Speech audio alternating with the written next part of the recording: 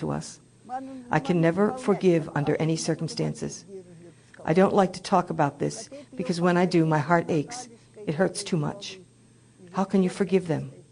I do not know how to forgive them.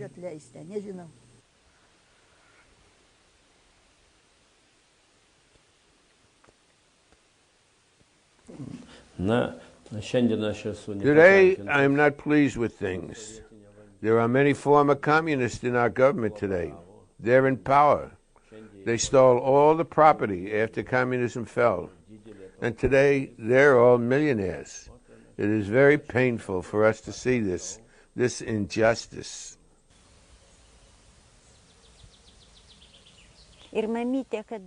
While we were in the Arctic, and people all around us were dying of starvation, I remember my mother once asked a god, "Why have you gone through all the trouble of bringing us out here to Siberia, only to starve and work us to death?" He answered, and I'll never forget it. He said, "We don't need your death. We need your pain and suffering." That's how cruel and evil it all was. I still don't fully understand it, but it happened to us.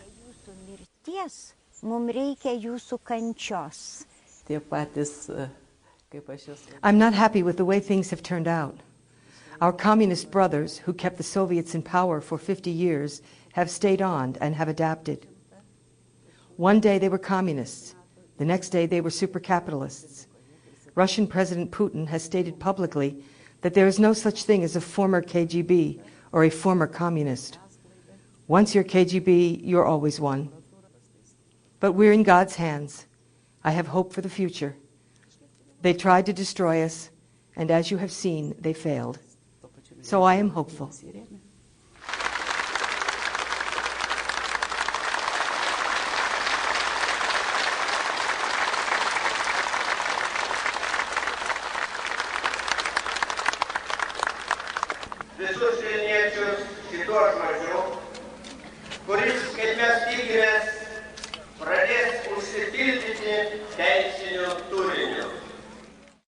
The resistance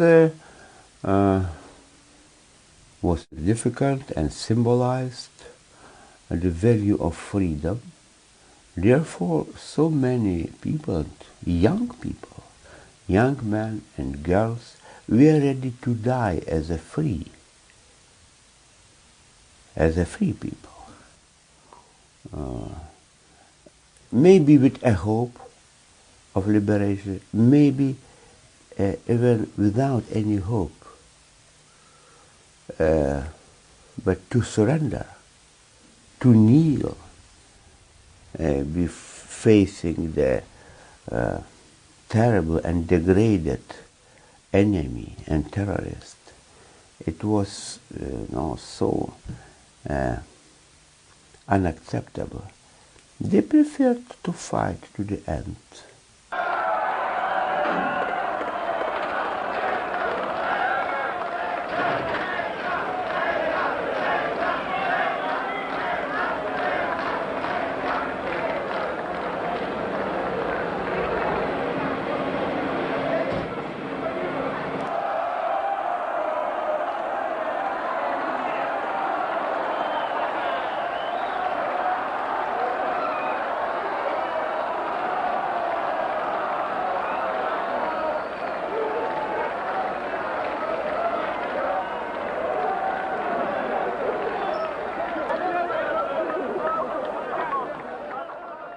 Why it's so important to remember and speak about the partisans? To me, they are the real freedom fighters. They are the symbol, the spirit, the strength of the human being and the will, because they knew that they are facing unbelievable forces against them. They exactly knew that they cannot win physically.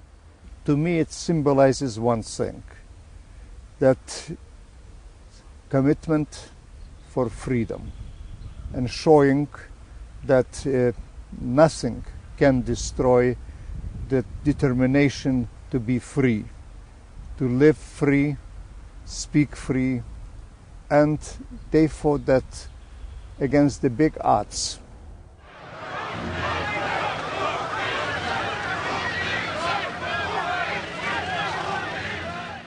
Communism as a political system collapsed in 1989.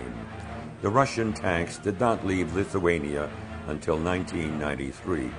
For 50 years, the Soviets engaged in a program to crush the national identities of the Lithuanian and Baltic peoples. The murders, the deportations, the tortures, imprisonments, exile, slave labor, and other crimes against humanity committed by the Soviets have never been addressed. No one has been called to account. The reign of terror they imposed on tens of millions of people lives on in the memories and lives of so many of its victims and survivors, even today.